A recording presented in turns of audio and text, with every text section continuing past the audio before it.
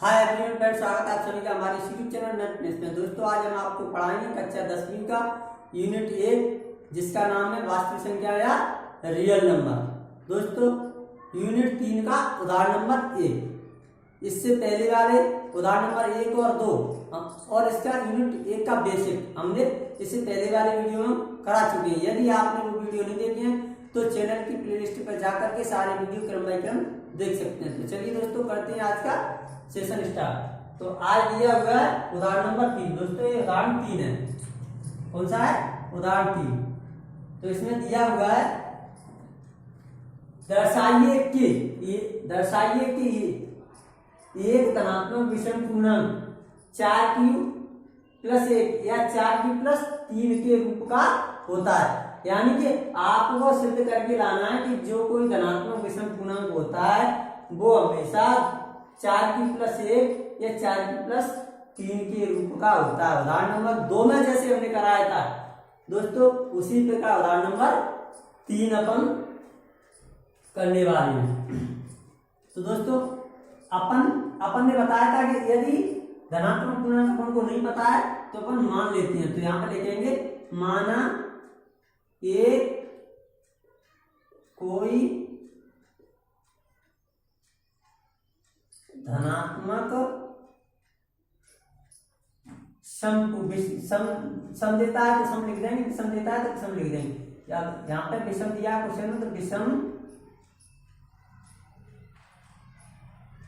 विषम पूर्णांक है, विषम पूर्णांक है। जब ये कोई धनात्मक विषम पूर्णांक है तब अपन क्या करेंगे?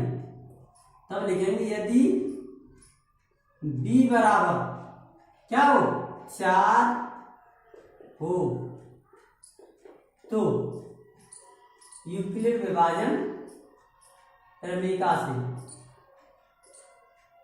यूक्लिड विभाजन क्रमिका से हाँ, यदि अपन ने मान लिया है कि कोई धनात्मक पूर्णांक पता तो है नहीं, जिस चीज का नहीं पता होता है उसको मान लेते हैं। तो धनात्मक विषम पूर्णांक अपन ने मान लिया a, यहाँ लिख लिया माना ये कोई धनात्मक विषम पूर्णांक है। यदि b बराबर 4 हो तो यूक्लिड विभाजन क्रमिका से, तो b बराबर 4 दोस्तों कहां से लिखा? यहाँ पे अपन को बोल रहा है 4³ यहाँ पर बोल रहा है 4 जो क्यू के मल्टीप्लाई में होता है, भागफल के जो गुणांक होता है वो उसका भाजक होता है। यहाँ पे b अपना क्या है? भाजक है। ठीक है, b अपना भाजक है।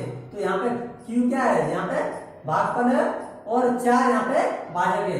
q यहाँ पे भागफल है, 4 यहाँ पे भाजक है। यहाँ से भी भाजक अपना 4 है, यहाँ से भी भाजक अपना 4 है, इसलिए अपन ने रख लिया b बराबर 4। यहाँ से देख के ही अपन b का मान लेते हैं, यहाँ पे देख करके ही लेंगे। दोस्तों ध्यान रखना, यहाँ पे बच्चे कंफ्यूज होते हैं कि 4 कहां से आ गया। एक क्यू के जो मल्टीप्लाई में होता है वही वो भाजक होता है, यानी भाजक को अपन b से दर्शाते हैं, वही b का मान होता है जो क्यू के मल्टीप्लाई में होता है। ठीक है, तो यहाँ पे b बराबर 4 तब यूक्लिड विभाजन क्रमिका से। यूक्लिड विभाजन क्रमिका का सूत्र आपको अच्छे से याद है, a बराबर bq + r। अब यहाँ पे एक तो अपन ने मान लिया ये होगा, तो b का मान अपना जो हो जाएगा 4, q का मान q रख लेंगे, लेकिन r यहाँ पर क्या क्या हो सकते हैं उनको ध्यान रखना दोस्तों। r बराबर यहाँ पे हो सकता है अपना क्या है? अपन ने पहले ही बताया जो भाजक की संख्या होती है उससे एक कम होता है, यानी 0 से स्टार्ट करेंगे, 0 1 2 3 और 4 मिल जाएंगे, क्योंकि भाजक से एक कम तक शेषफल होती है। जैसे कि अपन मान के चलो कोई संख्या है 4 से भाग दे रहे हैं, किसी भी संख्या मान के चलो 9 में भाग दे रहे हैं, 9 में भाग दे रहे हैं। अब 9 में भाग दे रहे हैं तो यहाँ पे जो शेषफल बचेगा तो 4 से 0 आ सकता है, 1 भी आ सकता है, 2 भी आ सकता है और 3 भी आ सकता है, लेकिन 4 शेषफल कभी नहीं आएगा। जैसे 4 दूनी 8 घटाया तो क्या है 1, यहाँ पे 0 भी हो सकता था और यहाँ पे अब 8 होता तो क्या हो जाता? 8 तो क्या हो जाता? 0 हो जाता। अगर यहीं पे अगर वो 10 होती तो क्या हो जाता? 2 हो जाता। अगर यहीं पे 11 होती संख्या तो अपना 3 हो जाता। अगर यहीं 12 होती फिर वही संख्या यहाँ पे 12 होती तो 3 बार चला जाता ना, इसीलिए यहाँ पे शेषफल आर का मान 4 कभी नहीं होगा, 4 से एक अंक छोटा ही होगा। तो 0 से स्टार्ट होगा, 0 1 2 3। तो दोस्तों समझ में आ गई कि आर के मान कैसे लेते हैं। जब आर के मान क्या है 0 1 2 3, तब ए के संभव मान, तब यहां पर लिख देंगे तब ए के संभव मान, यानी ए के मान क्या होंगे संभव मान। ए बराबर क्या होगा, यहां पे ए बराबर हो जाएगा क्या, इसमें रखेंगे बी का मान 4, क्यू का क्यू प्लस आर का मान 0 रखेंगे। अब यहाँ पे दोस्तों ध्यान रखना, आर का मान 0 रखेंगे तो यहाँ पे 0 को 4 क्यू में जोड़ेंगे, तो 0 को किसी संख्या में जोड़ो तो उसमें कोई फर्क नहीं पड़ता है, इसलिए यहाँ पर केवल 4 क्यू रखेंगे। और क्या होता है, और होता है अपना 4 क्यू प्लस 1 भी हो जाएगा, और क्या हो जाएगा 4 क्यू प्लस 2 भी हो जाएगा, और क्या हो जाएगा 4 क्यू प्लस, केवल आर के मान चेंज होते जाएंगे और सारा का सारा मैटर हो ही जाएगा 4 क्यू प्लस 3। तो ए के संभव मान 4 Q plus 1, 4 Q plus 2, 4 Q plus 3 होंगे, इससे ज्यादा नहीं होंगे। लेकिन अपन को यहाँ सिद्ध करके लाना है कि विषम पूर्णांक जो होगा 4 क्यू प्लस 1 और 4 क्यू प्लस 3 क्या ही होगा। अपन यहाँ पे देखिए ये 4 है, 2 से विभाज्य, तो यहाँ पे लिख देंगे 4 क्यू तथा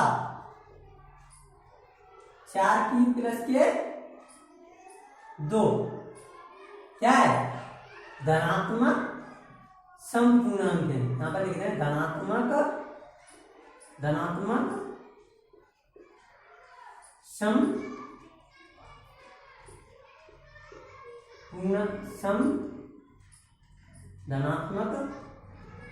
समपूर्णांक है।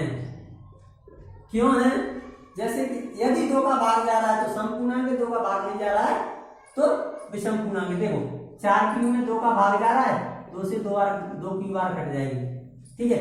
अब 4 क्यू प्लस 2 में 2 का भाग जाएगा, क्योंकि 2 इसमें से भी कॉमन आ रही, 2 इसमें से भी कॉमन, तो 2 कॉमन ले लेंगे, यहाँ पे क्या बचेगा 2 क्यू प्लस 2 कॉमन इसमें से आ गई, यहाँ पे 1 बचा।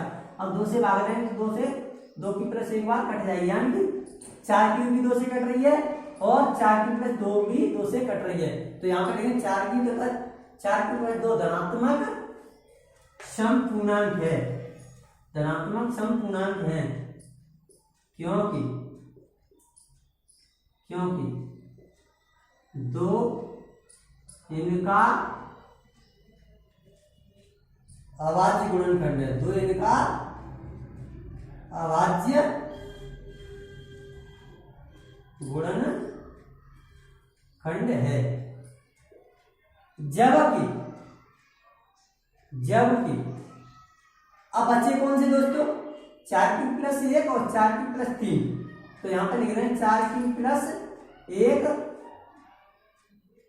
और 4 क्यू प्लस के 3, 4 क्यू प्लस 1 और 4 क्यू प्लस 3 धनात्मक समपूर्णांक लिया गया, विषम पूर्णांक ले रहे हैं, धनात्मक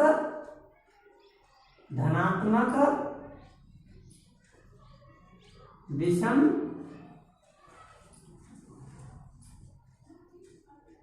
पूर्णांक हैं। क्यों है धनात्मक विषम पूर्णांक, देखिए दोस्तों यहां पे अपन को दिया हुआ है 4 क्यू प्लस 1। अब इसमें से 4 क्यू में से और 1 में से कुछ कॉमन आ सकता है, उसमें तो 2 कॉमन आ गया था, इसमें तो 4 क्यू प्लस के 2 में से 2 कॉमन आ गया, इसलिए 2 से कट गई। लेकिन इसमें से 1 है, सबसे बड़ी संख्या प्लस के बाद 1 है, तो 2 कॉमन कैसे आएगा। इसी तरह 4 क्यू प्लस 3 और 4 क्यू प्लस 3 में से 2 को 3 में से 2 कॉमन, 4 में से तो 2 कॉमन आ जाएगा, लेकिन 3 में से 2 कॉमन नहीं आएगा। अपन कह सकते हैं कि ये 2 से विभाज्य नहीं है, या कह सकते हैं इनका 2 एक अभाज्य गुणनखंड नहीं है, इसलिए ये क्या है धनात्मक विषम पूर्णांक है। तो यहाँ पे लिख दो जबकि 4 क्यू प्लस 1 और 4 क्यू प्लस 3 धनात्मक विषम पूर्णांक है, क्योंकि इनका 2 एक अभाज्य गुणनखंड नहीं है, अभाज्य गुणनखंड नहीं है। इस तरीके से दोस्तों ये क्वेश्चन समाप्त हो गया और आशा करते हैं कि आपको हमारे द्वारा किए गए क्वेश्चन बहुत अच्छे से समझ में आ रहे हैं। और यदि आप चैनल पर नए हैं तो चैनल को सब्सक्राइब कर लें, साथ ही बेल आइकन को दबाकर ऑल पर क्लिक कर लें, जिससे आपको आने वाला प्रत्येक वीडियो प्राप्त होता रहेगा। और यदि आपको वीडियो पसंद आ रहा है तो वीडियो को लाइक और शेयर करके जरूर जाएं। धन्यवाद दोस्तों, मिलते हैं नेक्स्ट वीडियो में।